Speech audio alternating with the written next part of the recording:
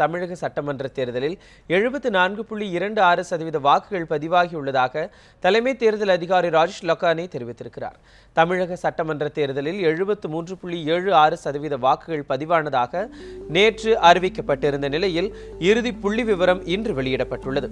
அதில் அதிகபட்சமாக தருமபுரி மாவட்டத்தில் 85.03% வாக்குகள் பதிவாகியுள்ளதாக தெரிவிக்கப்பட்டுள்ளது. அரியலூர், கரூர், திருவண்ணாமலை, சேலம் ஆகிய மாவட்டங்களிலும் 80%த்திற்கும் அதிகமாக வாக்குகள் பதிவாகியிருந்தன. குறைந்த அளவாக சென்னையில் 60.99% வாக்குகள் பதிவாகியுள்ளன. மாநிலம் முழுவதிலும் 232 தொகுதிகளுக்கு நடைபெற்ற தேர்தலில் 4,28,73,674 பேர் வாக்களித்திருக்கின்றனர். இதில் பெண்கள் 2,16,28,807 பேரும், ஆண்கள் 2,12,12,44,129 பேரும் வாக்களித்திருக்கின்றனர். மூன்றாம் பாலினத்தவர்கள் 738 பேர் இந்த தேர்தலில் வாக்களித்துள்ளதாக தலைமை தேர்தல் அதிகாரி ராஜேஷ் லக்கானி தெரிவித்திருக்கிறார்.